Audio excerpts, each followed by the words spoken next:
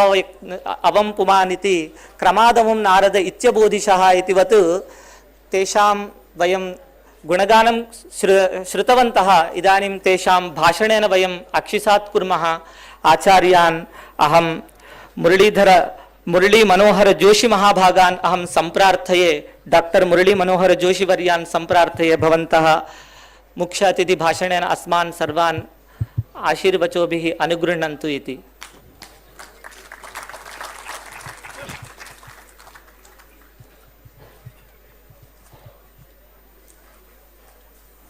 आज के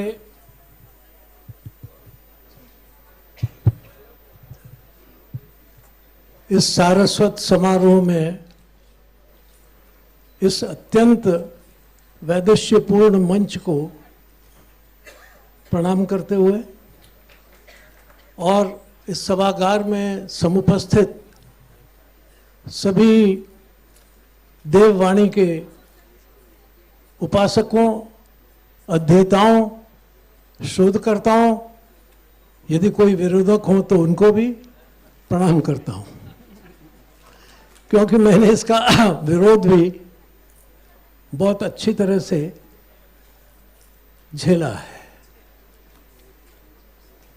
मुझे बहुत ही आनंद है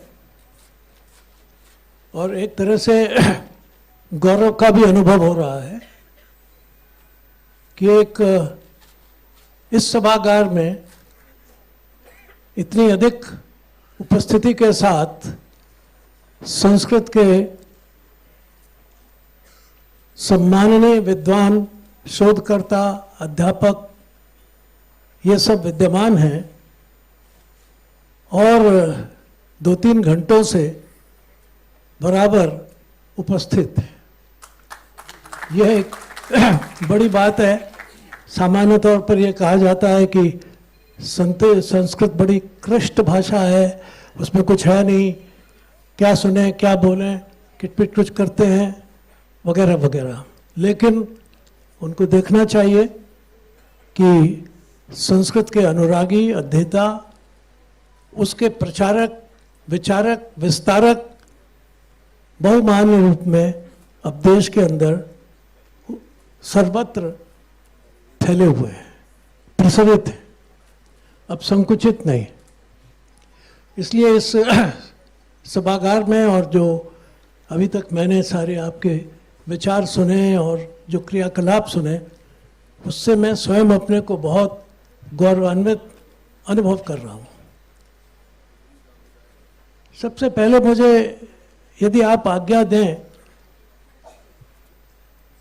तो मैं इस कार्यक्रम का जो ये निमंत्रण पत्र था उसमें एक अंग्रेजी में जो लिखा हुआ है, global orientation of Sanskrit studies in the new educational era. अब मैं थोड़ी बहुत अंग्रेजी तो जानता ही हूँ, लेकिन मैं इसका अर्थ नहीं समझ पाया, क्योंकि ग्लोबल ओरिएंटेशन, अब ओरिएंटेशन का अर्थ तो ये है कि आप किसी दिशा में कुछ चीज़ों को मोड़ते हैं, दिखाते हैं, पर इसका जो मूल है वो ओरिएंट से है। ओरिएंट माने प्राच्य। तो ओरिएंटेशन तो उसका, ग्लोबल ओरिएंटेशन तो संस्कृत का हजारों साल से हो गया है। और यदि नहीं होता तो ये जो ऑक्सीडेंटल है, ये जो पश्चिमी लोग हैं, वो ऐसा क्यों कहते हैं कि ये ओरिएंट है? मैं समझता हूँ आप मेरी इस बात का विश्लेषण करें और देखें कि बात क्या हो रही है। शुरू में दुनिया में जहाँ कहीं भी संस्कृत के अध्ययन केंद्र बने, वो सब ओरिएंटल स्टडीज के रूप में बने। इंडोलॉजी और ओरिएंटल स्टडीज, ये दो ऐसे शब्द हैं जिनका अर्थ है कि वो विद्याएं, प्राच्य विद्याएं जो प्राची से आई है। तो वो इसका मतलब है कहीं समुद्र से तो नहीं आई है, उसका तो केंद्र भारत। तो ये जो global orientation of Sanskrit studies है, इसको थोड़ा ये समझकर चलना चाहिए कि वास्तव में दुनिया पहले से संस्कृत को जानती थी। आज शायद वो दुनिया भूल गई और हम भी भूल गए हैं। इस अर्थ में शायद कुछ अर्थ निकले तो निकले, अन्यथा मैं इस बात से सहमत नहीं हूं कि अब हमें संस्कृत को ओरिएंट करना है कहीं के लिए। कैसे कर सकते हैं? अगर संस्कृत से पहले कोई भाषा हो तो हम कह सकते हैं कि हम भाषा को उधर ओरिएंट करें, ऐसा तो है नहीं। सबसे तो पुराना वेद है, भारतीय सारे जितने भी उपनिषद हैं, ब्राह्मण हैं, अरण्यक हैं, ये सारे के सारे तो दुनिया में जब कहीं किसी को जानना पता नहीं था बोलना क्या होता है, उस समय से हम जानते हैं। पहले जो लोग कहते थे कि दुनिया 2000 साल 4000 साल पहले से पैदा हुई है, अब वो कहने लगे नहीं नहीं ऐसा नहीं है, दुनिया करोड़ों वर्ष पहले से पैदा हुई है, अरबों वर्ष पहले से पैदा हुई है। तो ओरिएंटल चीज़ें समझने की ज़रूरत है। हमको अपने दिमाग में ये बात डालनी चाहिए, समझ लेनी चाहिए कि हम किसी के पीछे चलने वाले नहीं हैं। ओरिएंट अगर सेंटर है तो उसका सेंटर, उसका केंद्र जो है वो भारत है, और वो भारत का जो वैशिष्ट्य है वो संस्कृत से। इसके अलावा दुनिया में और कोई भाषा नाम की चीज़ मैं नहीं जानता हूँ। बाकी जो कुछ है सब उसी से प्रकटित हैं, उसी का प्राकृत रूप है, उसी का विकृत रूप है, पर वैखरी तो असली एक यही है। तो सबसे पहले तो हमें ये मानना चाहिए, समझना चाहिए कि हम कुछ दुनिया को देंगे, हमको लेना नहीं है। जहाँ तक विज्ञान और विज्ञान का सवाल है, जो आधुनिक विज्ञान भी है, हम उसमें भी किसी से पीछे नहीं है। मैं थोड़ा इस पर आगे चलकर 2-4 मिनट में कहना चाहूँगा, क्योंकि जितना समय मेरे लिए निश्चित था वो तो बीत गया है, तो इसलिए मैं किसी और समय जो आपके कार्यक्रम होंगे शायद उनको काट रहा हूँगा, तो वो काटना मेरा उद्देश्य नहीं है।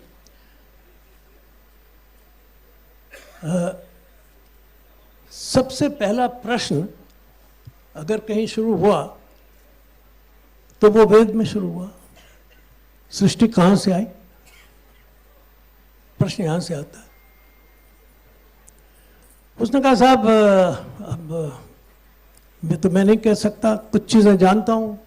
अरे बोले बताओ क्या जानते हो, ये पृथ्वी कहाँ से आई? उसने कहा साहब जल में से आई।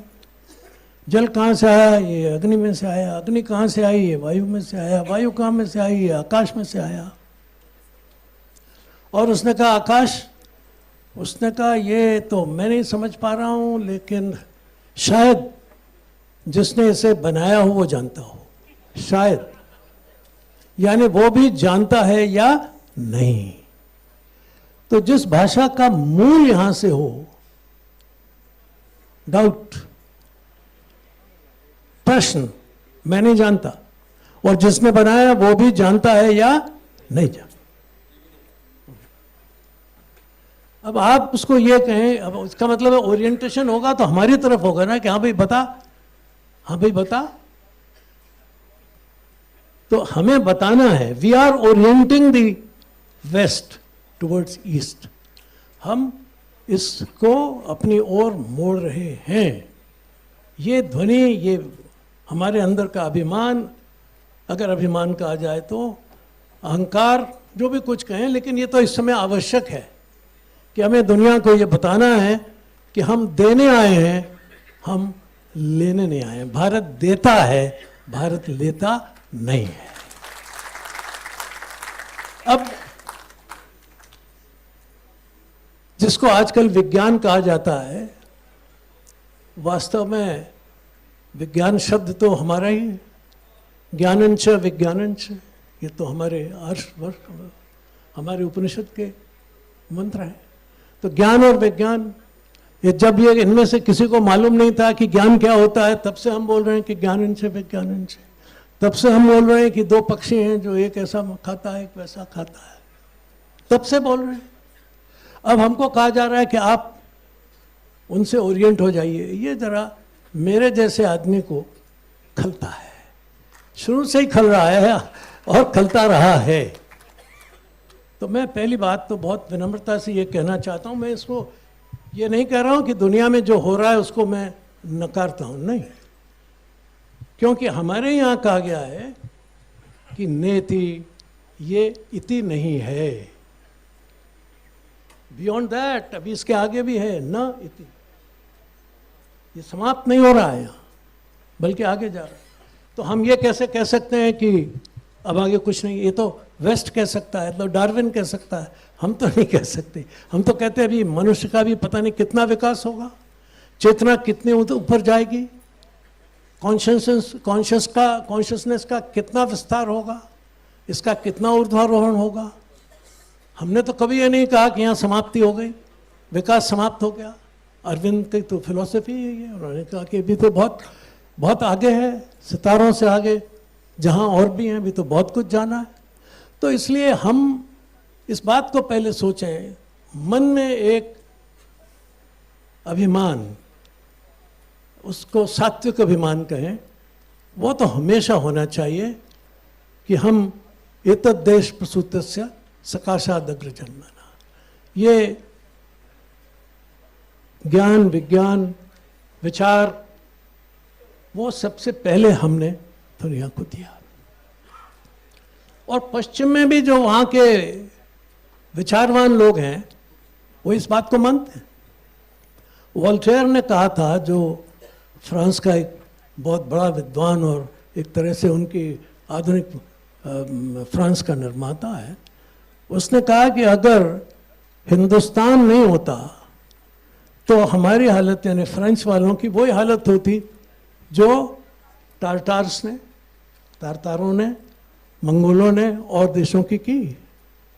ये हिंदुस्तान ने बचा लिया दुनिया को, वरना यहाँ सारे जितने भी ये जिनको आजकल आप टेररिस्ट कहते हैं, तो वो उस ज़माने में ये जितने भी आतताई थे, आतंकवादी थे, वो इस रूप में जाने जाते थे। कोई मंगोल से आ रहा है, कोई कहीं से आ रहा है।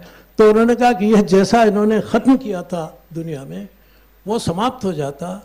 और अगर भारत नहीं होता तो हमें भारत का ऋणी होना चाहिए कि उसने एक सभ्य समाज को जीवित रखने का बड़ा भारी उपक्रम किया। और इसीलिए उसने कहा कि वो दिन है याद हमको, उतरा तेरे किनारे वो पास में हमारा, यानी हमारे जो नौका थी वो कहाँ डूबी, तेरे किनारे आकर। वो जो लेके आया था बाहर से विचारों का पुलिंदा, उसने कहा कि बड़ी गड़बड़ हो गई कि हम तो आए यहाँ गंगा के तट पर तो गायब हो गए, विचार खत्म हो गया। तो हमारे विचार में बड़ी शक्ति है, अगर उसको हम ठीक से समझें, बताएं। वो वैचारिक शक्ति ही बड़ी बहुत मैं कहता हूँ बड़ी शांत भी है और बहुत ही उग्र भी है। अगर ठीक ढंग से उसका अनुशीलन करेंगे तो वो शांत भी है, और यदि आप उससे कुछ जिरह करना चाहते हैं तो उसके लिए भी वो तैयार है। हमारी तो परंपरा, हमें उससे डर नहीं। तो हम ये आज दुनिया को ये कहें, और मुझे कहना चाहता हूँ कि अगर आज विश्व में कोई रास्ता दिखाने की किसी देश में उसकी विचार सरणी में शक्ति है तो उसका नाम भारत है। ये आ रहा है मौका। कुछ लोग अक्सर ये कहते हैं कि साहब पश्चिम में विज्ञान ने इतना इतना किया, आपके यहाँ क्या था?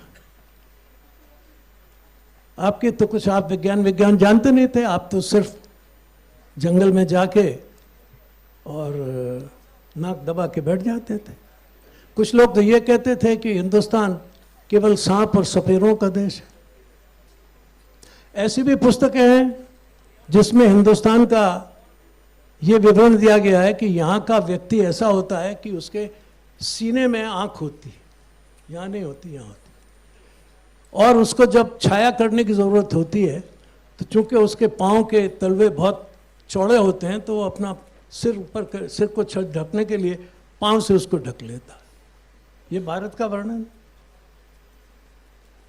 और वो पुस्तकें हमने तो अपने बचपने में भी देखी थी, अभी भी मिल जाती हैं लाइब्रेरी में, बहुत सी लाइब्रेरीज में।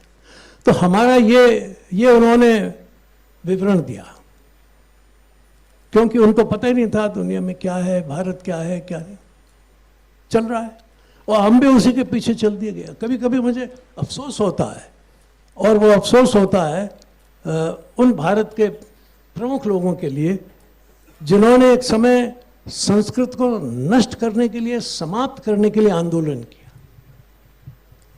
हमारे हम उन्हें पूज्य भी मानते हैं, उन्होंने बहुत से अच्छे काम भी किए, लेकिन एक काम ऐसा किया कि राजा राम मोहन राय अंग्रेज गवर्नर की पालकी के सामने धरना देकर बैठ जाते थे कि संस्कृत खत्म करो। संस्कृत खत्म नहीं हुई, हो भी नहीं सकती। कोशिश की गई, मैंने समझा कि वो क्यों ऐसा कोशिश करना चाहते थे, लेकिन क्योंकि तो सत्य है कि अंग्रेज जो बोल रहा है, अंग्रेजी विद्वान, अंग्रेजी चीजें, और अंग्रेज क्या कर रहा था उस समय? अंग्रेज भारतवर्ष में क्या हो रहा है और क्या होता रहा है उसका अध्ययन कर रहा था। हिंदुस्तान में अंग्रेज के आने के समय भी हम फौलाद पैदा कर रहे थे, बहुत पहले से तो कर ही रहे थे। उसका नमूना तो दिल्ली में खड़ा है, लौह स्तंभ। मुझे बड़ा आश्चर्य होता है कि हम उसको दुनिया के आश्चर्यों में नहीं दिखाते। हम बहुत सी चीज़ों को दिखाते हैं कि ये 5वां आश्चर्य है, 8वां आश्चर्य है, 9वां आश्चर्य है, हो सकता होंगे, लेकिन वो जो सबसे जिंदा खड़ा है उससे पुराना तो कोई है ही नहीं अभी, जिसमें 1500 साल, 1600 साल, कुछ के हिसाब से 2000 साल, 2500 साल से लेकर 1500 साल तक के इस कालखंड में वो कहीं ना कहीं बना, आंधी और पानी में खड़ा, जंग नहीं लगा, और कोई छोटी मोटी कील नहीं है, फुटों लंबा। ऐसा फोर्जिंग आज से 1500 साल पहले या 2000 साल पहले दुनिया में था कहीं? और उसका विज्ञान किस भाषा में लिखा हुआ है? अंग्रेजी में नहीं, फारसी में नहीं, अरबी में नहीं, चाइनीज में नहीं। उस पर जो लिपि लिखी है उसे तो आप अभी तक पूरे तौर पर पढ़ नहीं पाए, अंदाज से कहा जा रहा है। ये कहा जाता है कि शायद किसी समय जब ये बना होगा तो वो लिखने वाले ने लिख दी होगी, वो पढ़ा जाना चाहिए। उसको उसके विभिन्न रूपों में लोगों ने उसका अनुशीलन भी किया है, उसका विश्लेषण भी किया है, हो जाए। मगर वो जो भी है दुनिया में उससे पहले इतना बड़ा न जंग खाने वाला, जिसमें जंग नहीं लगता, आज भी नहीं लगा, परेशान है लोग, मॉडर्न साइंटिस्ट परेशान है कि भाई ये क्या तमाशा है, धूप में, हवा में, पानी में 2000 साल से खड़ा है, 1500 साल से खड़ा है। तो ये टेक्नोलॉजी कहां से आई? अब असली बात तो यह है कि इस टेक्नोलॉजी का उत्स तो वेद में है। और अगर मैं आपसे कहूं कि जो वेद मंत्र कहते हैं कि ऐसे बनाना चाहिए, ठीक उसी ढंग से हमारे देश में लोहा बनता रहा, बनाया जाता रहा, और आज भी जो गड़िया लोहार है, राजस्थान के लोग ज़्यादा जानते होंगे उसके बारे में, वो आप जानते हैं ना, वो आता है सिर्फ एक छोटी भट्टी लेके आता है और एक फू फू करने वाला उसके साथ वो लगाता है और सब चीज़ बना देता है। पहले तो कढ़ाई, चिमटे, संसी, ये सब उसी से बनती थी, तवे उसी से बनते थे, वो लोग आके बनाते थे। और अंग्रेज ने यहाँ से देखा और सीखा, उसने यहाँ के लौह शास्त्र के लोगों को बुलाया, देखा, अध्ययन किया, और अंग्रेजों की रिपोर्ट है कि भाई इस देश का तो कमाल है, हमारा कोई भी स्टील जो मैनचेस्टर में बनता है या कहीं और बनता है इंग्लैंड में, वो इसके टक्कर का नहीं है। इसका टेंसाइल स्ट्रेंथ, इसकी उसमें कितना खर्च होता है 1 पाउंड लोहा बनाने में, वो सब उन्होंने निकाल के रखा है और ले गए। और आज अगर मैं आपसे कहता हूँ कि जो इस दुनिया में जो भट्टियां हैं लोहा बनाने की, वो उसी सिद्धांत पर काम करती हैं, तो आप कहेंगे कि ये तो जीनोफोबिया है, ये तो अपने देश का अभिमान करने वाला व्यक्ति आ गया है, झूठ मूठ बोल रहा है। नहीं नहीं, रिकॉर्ड्स हैं। ये वैक्सीन, इसका सबसे पहला अगर प्रयोग कहीं हुआ था तो इस देश में हुआ था, रिकॉर्ड्स हैं, अंग्रेजों की भी रिपोर्ट्स हैं। और जब उसने पूछा कि भाई ये कब से लगा रहे हो तुम ये टीका, उसने कहा साहब ये धन्वंतरी जी के जमाने से लग रहा है। गांव वाला आदमी बोल रहा है, कोई धन्वंतरी थे, उसे ये मालूम नहीं था कि कौन धन्वंतरी थे, क्या कहा था। तो अंग्रेज ने लिखा है उसने कि साहब जब मैंने उससे पूछा कि कब से लग रहा है टीका, तो उसने कहा एक धन्वंतरी थे। आपको पढ़ाया जा रहा है कि जनरल साहब ने टीका बनाया, नहीं, गलत है, एब्सर्ड। तो अभी न्यूटन की बात जो कह रहे थे उसी तरह बेहुदा बात। मैं डॉक्टरों से पूछता हूं, मैंने कहा भाई ये क्यों नहीं पढ़ाते हो, कहने लगे जी हमारे हैं तो बात सही लेकिन कोर्स में नहीं पढ़ाते हैं। क्यों? क्योंकि वो जो मेडिकल काउंसिल है उसने अभी इसको नहीं माना। अच्छा, आपकी मेडिकल काउंसिल ने नहीं माना, आप अच्छे रहे। हमारे यहाँ ये हो रहा था, हम कर रहे थे, और उसी अंग्रेज डॉक्टर ने लिखा है कि साहब इस तरीके से जो टीके लगे उसमें मुश्किल से 1 या 2 आदमी का देहांत होता था, लेकिन जो हम अपने देश से टीका लगा के ला रहे हैं उसमें तो शायद 60 से 70 आदमी काल कवलित हो जाते। उसी की रिपोर्ट है। वो कहता है कि इसी सिस्टम को आप अपने देश में लगाइए। रिपोर्ट्स हैं, किताबें हैं।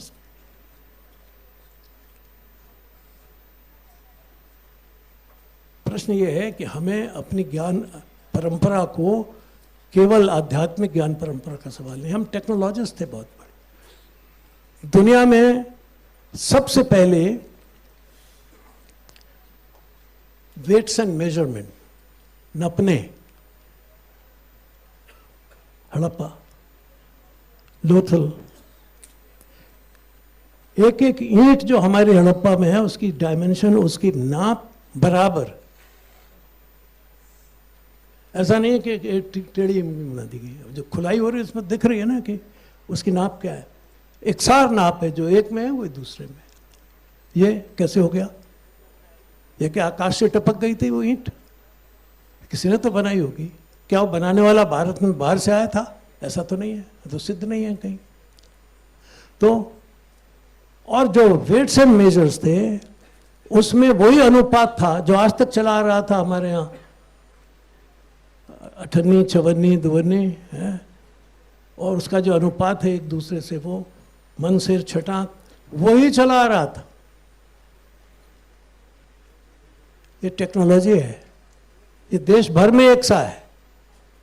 अगर ये मैं कहूँ आपको, वो आचार्य जी थे अभी जम्मू के पधारे हुए, कि जम्मू से लेकर कन्याकुमारी तक अगर हमारे यहाँ जो ये बैलगाड़ी चलती थी उसकी जो लीक बनती है और उस पर जो उसकी धुरी रहती है वो समान है। कैसे हो गई? हाई टेक्नोलॉजी है, सामान्य बात नहीं है। और उस जमाने कितना स्टैंडर्डाइज था। स्टैंडर्डाइजेशन जिसके लिए आज के विज्ञान के लोग कहते हैं कि बहुत बड़ी चीज है, अब हमको कहते हैं जरा अपना स्टैंडर्डाइज करके बताओ, तुम्हारा गेहूं ठीक है या नहीं, तुम्हारी आयुर्वेद की दवाइयाँ ठीक है, नहीं, स्टैंडर्डाइज करो। कैसे करें? जैसे हम करते हैं वैसे हम क्यों करें? कहते हैं कि हम शक्तिशाली हैं, धनवान हैं, तुम्हें अगर सामान बेचना है तो ऐसे करो वरना मत करो। तो हम कर रहे हैं। आज हमारी टेक्नोलॉजी सब विदेश से आयातित। हिंदुस्तान में जिस नवाचार की बात हम कर रहे हैं उसमें से अभी क्या निकल रहा है, इस पर गौर किया जाना चाहिए। वो नवाचार की सीमा कहाँ तक गई है अभी, और क्या उसमें विदेशी अनुकृति कितनी है? अगर है तो फिर वो हमारा नवाचार क्या है?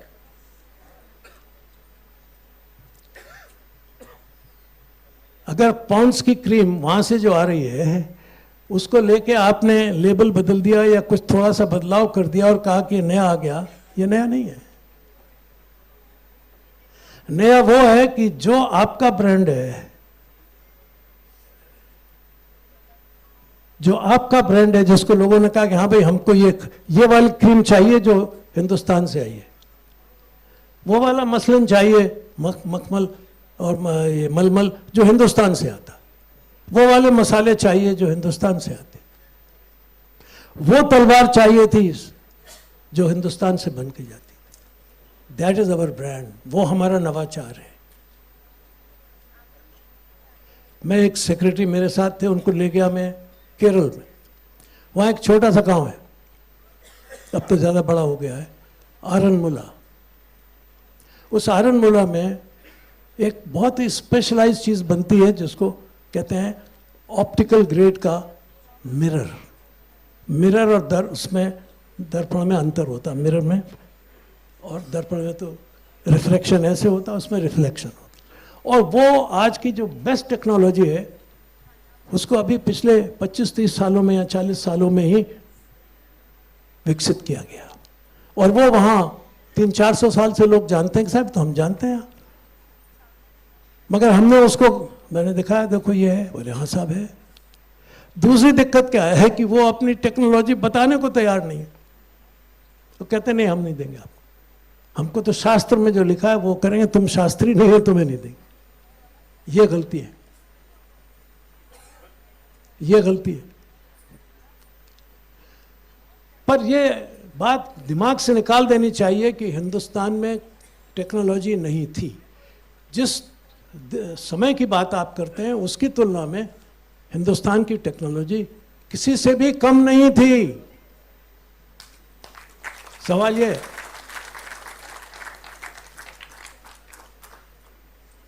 तो एक साहब संस्कृत पढ़ के क्या होगा, टेक्नोलॉजी तो वहाँ यहाँ है, वहाँ भी है, यहाँ भी है। और मैं ये कह सकता हूँ कि बहुत सी टेक्नोलॉजी यहाँ से ही उन्होंने, तब तो पहले पेटेंट का लॉ नहीं था ना, तब तो उन्होंने पेटेंट करा लिया। आयुर्वेद, हमने देखा कि हमारी जड़ी बूटियाँ यहाँ से ले जा रहे हैं और उसको के नाम पर विदेशी दवाइयाँ बनाकर भेज रहे हैं।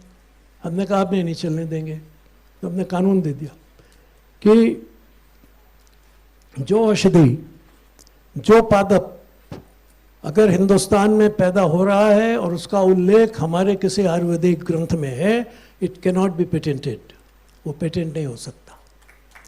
उसकी वजह से हल्दी बच गई आपकी, उसकी वजह से नीम बच गया, उसकी वजह से आपके आम और बाकी फल बच गए कि हमारा ब्रांड है, तुम कहाँ से ले जा रहे हो, बीज हमारा है, नीम बच गया। और फिर हमने एक उसका छोटा सा सिस्टम बना दिया, TKDL, technological, traditional technological digital library. 70,000 Ayurveda के फॉर्मूले, उस समय जब मैं मिनिस्टर था, हमने उसको 8 भाषाओं में, दुनिया की बड़ी भाषाओं में अनुवाद करके बंद कर दिया। हमने कहा इस पर ये हमारा है, तुम इसका दुरुपयोग नहीं कर सकते, करोगे तो हमको पैसा दो। और उसके बाद नतीजा अब यह है कि अब हमारे स्वर इनके ऊपर अब लोग कह रहे हैं कि नहीं ये तो गाना हमारा है, ये तो स्वर हमारा है, ये तो मार्शल आर्ट हमारा है, ये तो योग हमारा है। एक बार ये तय करिए कि जो आपका है उसको आप हिम्मत के साथ सो कहिए कि ये हमारा है, डरिए मत उसे कहने में। संस्कृत दुनिया की सबसे पुरानी भाषा है, उन्नत भाषा है, मूल भाषा है, इसको कहने में हिचकिचाने की क्या जरूरत है। एक बार मेरे से किसी ने कहा कि तो घंटी बजाने की, मैंने कहा हाँ है, वो जो घंटे का नाद निकलता है ना वही ब्रह्मनाद है, इसको जानते नहीं हो तुम। हमारी शंख और घंटे से ही ब्रह्मनाद है। ये बोलिए तो सही।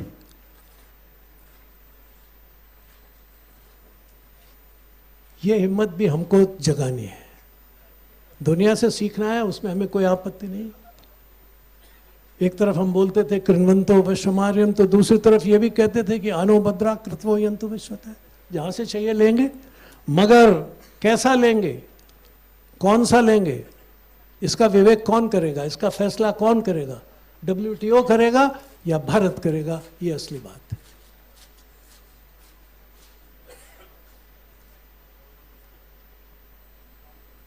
एक बार हमारे ऑफिसर की पत्नी बीमार हो गई थी, तो मैं उनको देखने के लिए गया एम्स में, पुरानी बात है, तब मैं मिनिस्टर था। तो मुझे एक महिला चिकित्सिका का स्लिप मिला कि साहब मुझे आपसे कुछ बात करनी है, अभी आप जाइएगा नहीं, मैं आती हूँ, आपसे ज़रूरी बात करनी है।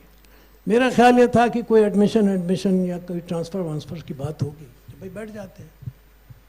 महिला आई, मैंने कहा बताओ बेटी क्या चाहिए तुम्हें, क्या मसला है, कर लेंगे। डॉक्टर साहब मुझे ये बताइए कि प्रसूति विज्ञान किस अथर्ववेद में, किस वेद में है। मैंने कहा तुझे क्या पूछ रही, तू तो स्वयं डॉक्टर है, करती होगी कुछ। कह लगे नहीं नहीं, मैं तो अभी 1 महीने पहले जर्मनी से लौटी हूँ, जहाँ ये गायनेकोलॉजी की इंटरनेशनल कॉन्फ्रेंस थी। वहाँ उसके डायरेक्टर ने मुझसे कहा कि मैडम आप हिंदुस्तान से आई हैं कि हाँ, तो मुझे बताइए कि ये प्रसूति विज्ञान किस वेद में मिलेगा। बोले मुझे तो वेद ही पता नहीं थे, मैं प्रसूति विज्ञान किस वेद में बता। अब वो पूछ रहा उससे, और ये अंड बता रही है उनको, क्योंकि उन्हें तो मालूम ही नहीं था कि क्या बताना है क्या। अब वो पूछ रहा है, फिर उसने पूछा कि सर आप पूछ तो रहे हैं ये, लेकिन आपको ज़रूरत क्या पड़ी, आपका तो जर्मनी का तो साइंस इतना उन्नत है और मेडिसिन में तो कोई दिक्कत ही नहीं है। उसने कहा देखो मैंने जितना तुम्हारा ये देखा है, मैं ये कह सकता हूँ कि this is the most scientific way of delivery. प्रसूति का सबसे अधिक वैज्ञानिक अगर कोई रास्ता है, जो विधि है, तो वो भारत की प्रसूति की विधि है। तो देखो आपके यहाँ प्रसव दिए की रोशनी में या अंधकार में होता है। हम तो 5000 वाट का लैंप लगा के बच्चा इसमें पृथ्वी पर लाते हैं। मैंने तो देखा है कि आपके इस सिस्टम में सबसे बड़ी बात है कि बहुत वैज्ञानिक सिस्टम है कि जो बच्चा 9 महीने अंधकार में रहा, आप सडनली उसको 5000 वाट के सामने ले आते हो हॉस्पिटल में, तो उसकी तंत्री कहाँ जाएगी, नेत्रों के तंत्रियों में क्या होगा। बोले मैंने देखा कि आपके यहाँ तो इसमें एक सिस्टम है कि पिता उसको सूर्य का दर्शन एक विशेष तरीके से कराता, सीधे नहीं दिखाता। कैसे दिखाता है, ऐसे करके दिखाता है कि 5-7 दिन के बाद भी वो जो भी नियम होता होगा उसके हिसाब से लाता है और दिखाता है। बोलते आपके यहाँ ये ब्रेस्ट फीडिंग ये हमने तो अब सीखा है, आप तो हजारों साल से कर रहे हैं।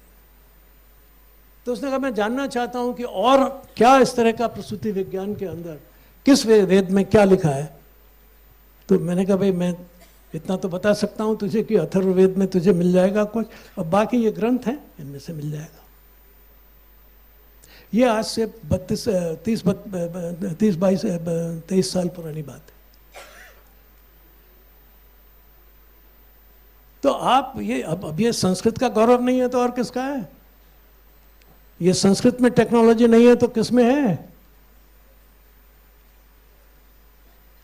अगर अथर्ववेद ये कहता है कि मैं तुम्हारा पुत्र हूं, तुम हमारी माता हो, और इसलिए मैं तुम्हारे में कोई खनन नहीं करूंगा, तुम्हें खोदूंगा नहीं, तुम्हें नष्ट नहीं करूंगा। अब पर्यावरण वाले अभी भी समझ नहीं रहे क्या हो रहा है।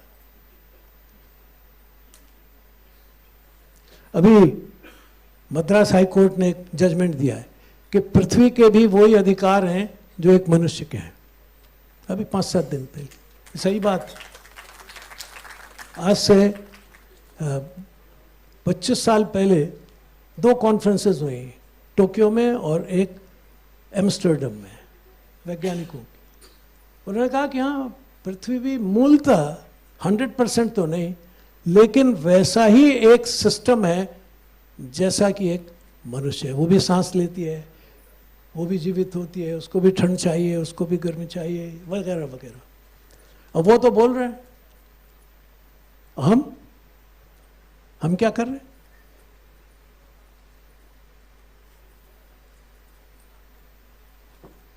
इसलिए आपको, जो आपने काम लिया है, बड़ा महत्वपूर्ण काम लिया। अभी मैंने देखा आपके बहुत से इसमें शोध पत्र छपे हैं, लेकिन वो ज़्यादातर हमारे प्राचीन ग्रंथों के विश्लेषण पर है, या प्राचीन जो ज्ञान था उसी का एक, या तो कहीं पर समर्थन है या उसमें कोई अगर गलती है तो वो है। मैंने कई संस्कृत विश्वविद्यालयों में और कई संस्कृत विभागों से पूछा, भाई तुम कर क्या रहे?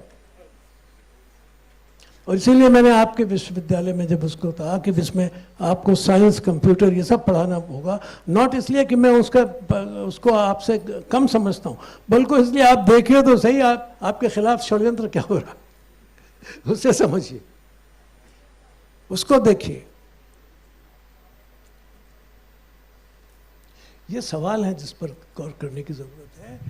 और जिस विज्ञान के बारे में, ख़ास तौर पर प्रायोगिक विज्ञान के बारे में, और जिस नवाचार वगैरह के बारे में आज बड़ी बात की जाती है, इन्होंने तो बहुत उसमें लिखा है, अपनी नीति जब इन्होंने बनाई थी कि नवाचार होना चाहिए, बिल्कुल ठीक है, होना चाहिए।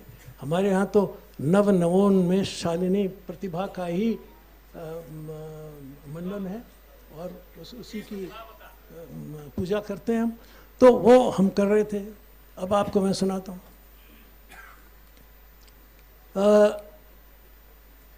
17वीं शताब्दी में रॉयल सोसाइटी बनी, विज्ञान की सबसे बड़ी संस्था है आज भी। उसमें जो पहले डिस्कशंस हैं वो रॉयल सोसाइटी के, आपको अगर मंगाना चाहेंगे तो इंग्लैंड से मंगा लीजिए, या यहाँ भी कहीं में मिल जाएंगे। तो उनमें ये बहस हो रही थी कि ये बताओ, ये एक्सपेरिमेंट करने वालों की बात कर रहा हूँ, कि ये बताओ कि मरी मछली का वजन अधिक है या जिंदा मछली का। और ये तमीज़ नहीं थी उनमें कि दोनों को तोल के देख लें। और हमारे यहाँ कबीर बहुत पहले ही कह गए थे कि मरी में और जिंदा में क्या फ़र्क है, एक सांस का फ़र्क है। उसने कहा कि क्या क्या क्या चिंता कर रहे हो, एक सांस का फ़र्क है। मैं आपको ये, अब कबीर कब हुआ और ये कब है? ये 16वीं शताब्दी 17वीं शताब्दी की शुरुआत। अब वो हमको कहते हैं कि हमको वो करके दिखाइए, एक्सपेरिमेंट करके दिखाइए। तुम क्या कर रहे थे आज से 300 साल पहले? तुम क्या कर रहे थे और हम क्या कर रहे थे? तो हम 15वीं शताब्दी में जो हमारे यहाँ रसायन शास्त्र पढ़ाई जाती थी, क्योंकि आयुर्वेद में और बाकी टेक्नोलॉजी में रसायन का बहुत महत्वपूर्ण है, तो रसेंद्र सार रसरत्न समुच्चय की बात करता हूँ। उसने कहा कि इस पुस्तक में जो प्रयोग मैंने स्वयं किए हैं, स्वयं प्रयोग किए हैं, उन्हीं का उल्लेख किया है। किसी और ने किए हैं या मेरे गुरु ने भी किए हैं, वो उसको उल्लेख नहीं किया। जो जब तक मैं स्वयं उसमें संतुष्ट नहीं हो गया, तब तक मेरी इस पुस्तक में नहीं लिखा है। और फिर उसने कहा कि ये जो रसायन शास्त्री हैं, इनके लिए ये आवश्यक है कि जो प्रयोग ये कर रहे हैं, उनकी पुस्तक में लिखा है, वो अपने सामने अपने छात्रों को करके दिखाएं और उनसे करवाएं। जो ऐसा नहीं करते वो केवल एक मंच के ऊपर, रंगमंच के ऊपर केवल एक्टर हैं, अभिनय करते हैं, और जो श्रोता छात्र हैं वो उनके बिल्कुल निरीह श्रोता हैं, उनको कुछ पता नहीं है। दैट इज, ये 13वीं शताब्दी है। तब इन लोगों को पता नहीं था दुनिया में एक्सपेरिमेंट क्या होता है। जिन्हें कपड़ा पहनना नहीं आता, जो जानवरों की खाल लपेट करके अपने को वस्त्राच्छादित करते थे, वो आज हमसे कह रहे हैं। और जो आज भी हमारा जो कपड़ा है उसकी मैच तो नहीं कर सकते। हाँ, आर्टिफिशियल में मैच कर लेते हैं, कॉटन वाले में से तो नहीं कर सकते। तो आप इसको देखें ना, ये एक दिमाग से बात निकालिए कि सिर्फ टेक्नोलॉजी बाहर से आती है, मगर किस वजह से आती है, किस लिए आती है और क्या कर रही है, वो लंबी बात होगी। लेकिन आज की जो टेक्नोलॉजी है उसमें से मानव के हित के लिए और सर्व मानव के हित के लिए कितनी है।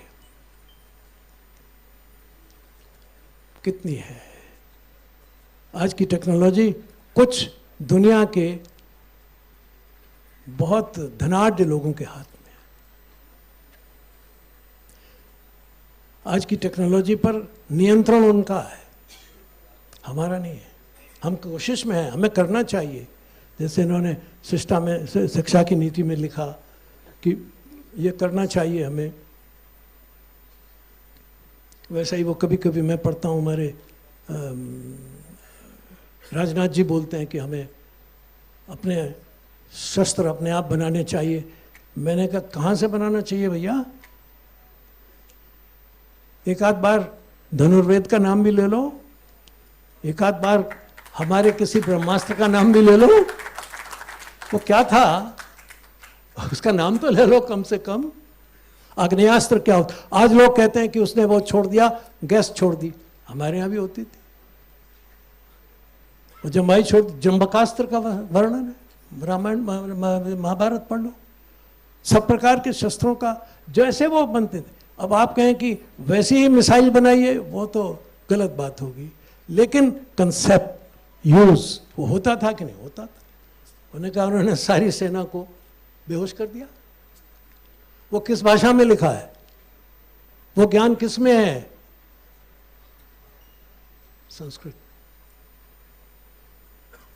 इसलिए संस्कृत को जब मैंने शुरू किया था ये काम, तो मैं जिस उद्देश्य से उसके पीछे था, उसका उद्देश्य ये था, नवाचार हाँ, पर नवाचार हम करेंगे जो दुनिया उसको फॉलो करेगी। हमारा नवाचार ये दुनिया के लिए सदाचार और आचार बन जाएगा। ये है सवाल। तब आप जो इन्होंने लिखा है कि विश्व गुरु हम बनाएंगे, अपनी नीति में लिखा है इन्होंने, हमारे निशंक जी ने, वो ऐसे बनेगा। बनाना तो है कि वरना दुनिया ये नष्ट हो जाएगी। ये यूक्रेन और रूस में क्या हो रहा है, ये सीरिया में और इराक में क्या हुआ है, ये हमारे पड़ोस में इसमें बर्मा में क्या हो रहा है, अफ्रीका के देशों में क्या हो रहा है, लैटिन अमेरिका में क्या हो रहा है, किधर जा रहे हैं लोग? हल्ले हो रहे हैं, नाराज़ी हो रही है कि नाश हो गया, हमें हवा नहीं मिलती, हमें पानी नहीं मिलता। नहीं मिलेगा। अगर आप मॉडर्न टेक्नोलॉजी के हिसाब से ही चलेंगे तो ना आपको हवा मिलेगी ना पानी मिलेगा। मेरे से लिख लीजिए। जिस उत्तराखंड के हम निवासी हैं उसमें पानी गायब है। अल्मोड़ा जिले में से सबसे बड़ा पलायन हो गया है क्योंकि पानी नहीं है।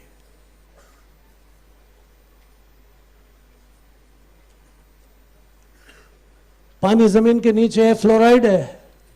ये नई टेक्नोलॉजी को हम यूज कर रहे हैं। ले लो भाई, फ्लोराइड ठीक कर लो। गंगा में उन्नाव से लेके ढाका तक आर्सेनिक है। अब परेशानी हो रही क्योंकि आपने टेक्नोलॉजी लगा दी। सारी जितनी भी लेदर इंडस्ट्री का टैनिंग था वो गंगा में हो रहा था और वहां से लेके ढाका तक बराबर जा रहा।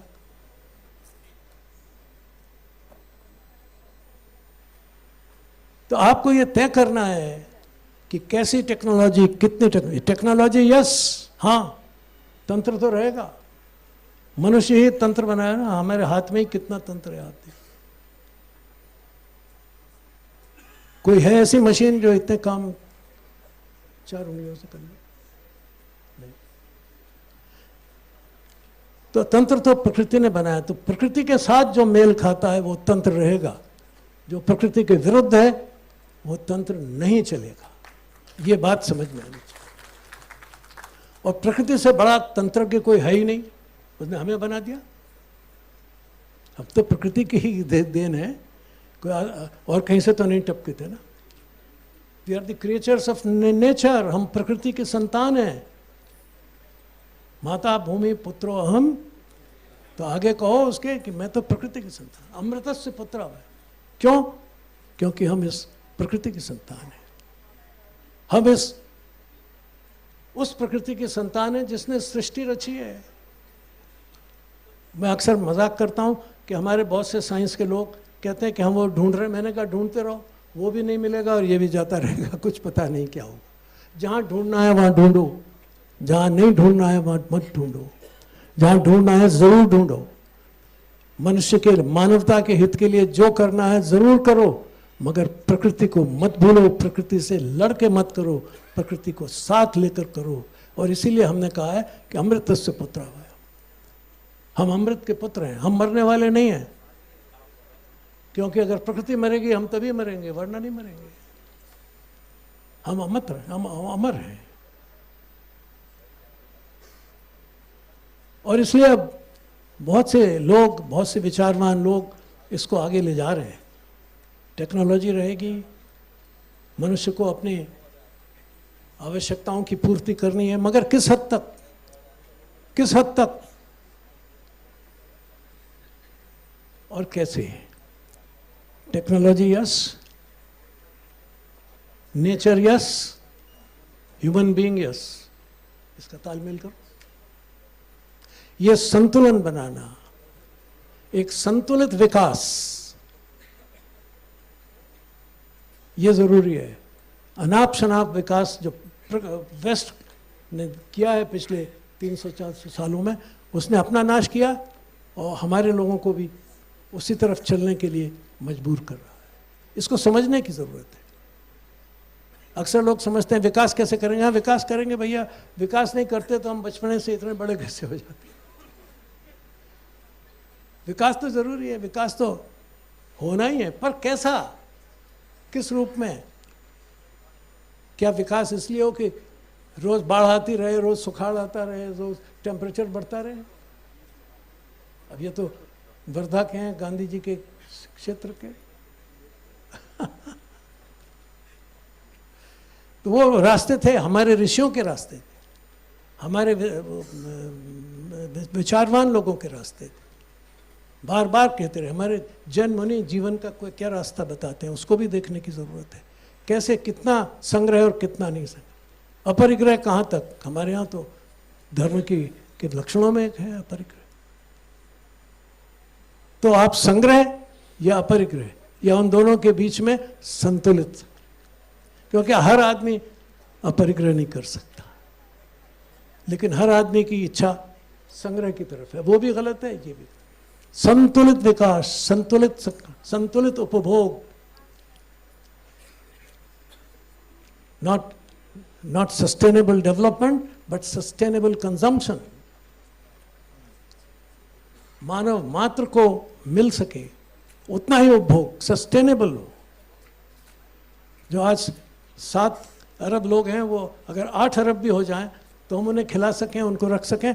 हो सकता है उसके कारण से मुझे अपने ऊपर कुछ बंदिशें लगानी पड़े, लगाएं, अगर मानवता को जीवित रखना है। ये संदेश हैं संस्कृत के, वाङ्मय के, संस्कृत के जीवन के, संस्कृत के संपूर्ण विश्व को एक साथ लगाए चलने के। और अंत में ये कहता हूँ कि जिस मॉडर्न फिजिक्स की बात कही जाती है, उसका जो उद्गाता है श्रोडिंगर, इरविन श्रोडिंगर, उसने एक ही बात कही है कि मैं जो कुछ कर रहा हूँ वो है जो भारत का ब्राह्मण कहता है, तत्वमसि, रेस्ट इज ऑल माया। ये शब्द है उसके, बाकी तो सब माया है। इसलिए इसको जानो। और क्वांटम मैकेनिक्स ने समझा दिया लोगों को कि या तो जो कुछ सच है, अंतिम सच है, उसको तुम नहीं समझ सकते। उसका जो दूसरा सहयोगी था वो था ये आपका हेजनबर्ग। उसने कहा कि आप सत्य को जान ही नहीं सकते, यथार्थ को, जब तक आप उससे दूर हैं। आप बिना एकाकार हुए नहीं समझ सकते। वो कहता है कि छोटे से एक्सपेरिमेंट से कि आपका ख्याल है कि आपने थर्मामीटर पानी में डाला और उसका सही तापमान मालूम कर लिया? बोले नहीं, थर्मामीटर डालने से उस पानी के अंदर कुछ परिवर्तन हो गया है। वो आपका थर्मामीटर नहीं नाप सक रहा है, नहीं नाप पाएगा। आप क्या नाप सकते हैं? दोनों का मिला जुला नाप सकते हैं, कंबाइंड एफर्ट में। इसलिए वो कहता है कि शिवो ध्यात्वा शिवम भूयात्। अगर आपको यथार्थ जानना है तो यथार्थ बनना पड़ेगा। दूर से आप यथार्थ को नहीं जान सकते। ये किस भाषा में लिखा है? ये लिखा था मूल संस्कृत में था। कौन बोल रहे हैं उसको? शॉर्टिंजर और हेजनबर्ग। तीसरा कहता है, वो कहता है कि दुनिया में जो कुछ है वो केवल कॉन्शियसनेस है, उसके बिना कुछ नहीं है। मैक्स प्लैंक कहता था कि जो कुछ है वो केवल चेतना है और कुछ नहीं है। नोबेल पोएट से बोल रहे हैं। हम उन्हें नहीं पढ़ते, हम किसे पढ़ रहे हैं? ये जो आर्टिफिशियल इंटेलिजेंस आ रही है, रोबोट जो बना रहा है, वो नवाचार आप कर रहे हो, वो तो उन्होंने किया होगा, उसमें हमने क्या किया? आपने एक बेटर रोबो बना लिया, दैट लेक्स यू नोवेयर। आप कुछ ऐसा बनाओ कि जिसको लोग याद करें, कहें कि हाँ ये बनाया, वो बनाओ। और उसके लिए आपको अपने अंदर एक आत्म गौरव, एक आत्म अभिमान और एक आत्मविश्वास ये पैदा करना पड़ेगा। ये कार्यक्रम, ये संस्कृत विश्वविद्यालयों का काम है कि वो देश की इस चेतना को जागृत करें, उसके मौलिक नवाचार को जागृत करें, उसको दुनिया का विश्व गुरु बनाए। और विश्वविद्यालय बनाएंगे या नहीं बनाएंगे मैं नहीं कह सकता, पर आप बना सकते हो। आपको बनाना ये आपकी जिम्मेदारी है। अभी किसने कहा था, इसी भाषण में एक ने कहा था ना कि हमको ही काम दिया गया, आप में से किसी ने कहा था।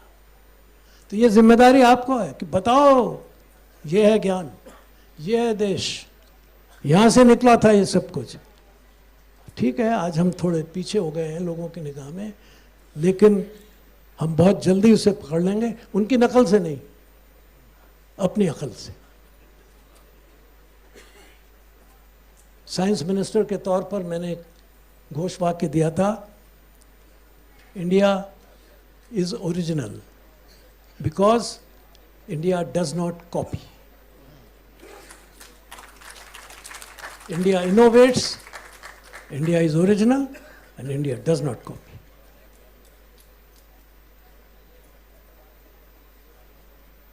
अब ले आओ कोई उपनिषद दूसरी ना, हमने जो उसकी कॉपी भी करके दिखा दो ना, वो हमारा ब्रांड है, उसको आप नहीं भूल दो, वो उसका टक्कर ही नहीं मिलता, उसको कोई पेटेंट भी नहीं करा सकता। तो आप बताओ ना कि देखो हमने तो इतने 1000 साल पहले दे दिया था, अब तू बता इसके बराबर क्या है, वेयर आर यू? ये बोलने की हिम्मत चाहिए, द्वेष से नहीं,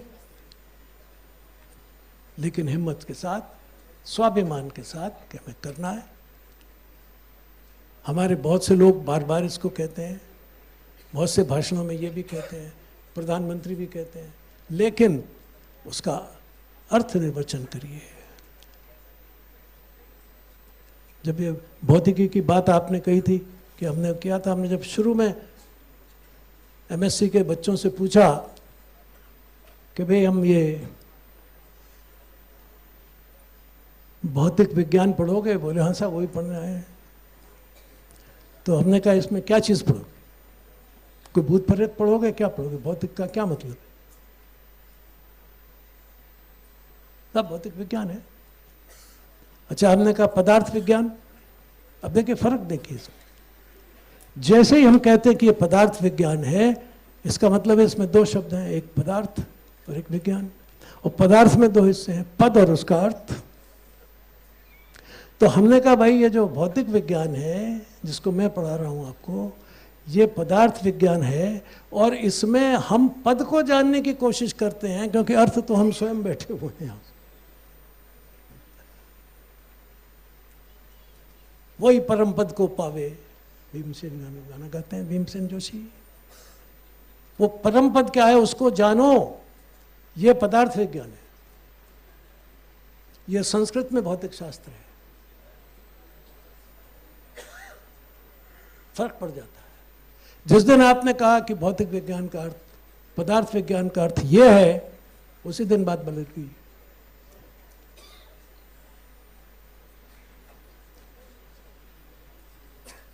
यहाँ चलना है, मैं इधर जाना है, जना लोगों को। और बहुत मुझे प्रसन्नता है, अभिमान भी है कि इतने अच्छे लोग आज इतनी बड़ी संख्या में और एक उत्साह के साथ, एक निश्चय के साथ यहाँ खड़े हुए हैं। आगे चलिए, जितने दिन मैं आपके साथ चल सकता हूँ ज़रूर चलूँगा, जितनी तेज़ी से चल सकता हूँ उतनी तेज़ी से। मैं तो चल रहा हूँ, रोज़ बोल रहा हूँ, मैं तो लिख रहा हूँ, इस पर भाषण कर रहा हूँ। मैं दुनिया की सारी जितनी भी बड़ी से बड़ी साइंस कांग्रेसेस हैं उसमें बोल दिया है कि sustainable development, not sustainable consumption. ये हमारा मूल है, क्योंकि दुनिया में सबको मिलना चाहिए, केवल मुझे को मिले ये कौन सी बात है। और जो मेरे पास है वो भी कैसे ज़्यादा से ज़्यादा लोगों को मिल सके। संस्कृत में तो ये समझाया था। तो इसलिए ये नए विश्वविद्यालय नवाचार करेंगे, नया संदेश देंगे और नई दुनिया बनाएंगे। बहुत बहुत धन्यवाद, नमस्कार।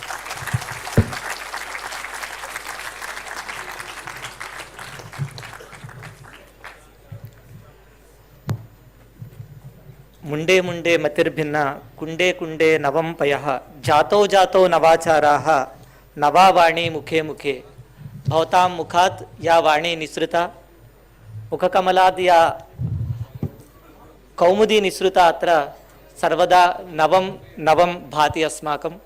तदर्थम् आचार्येभ्यः अत्यन्तं भूरिशः धन्यवादाः। भारतस्य प्रतिष्ठे द्वे संस्कृतं संस्कृतिस्तथा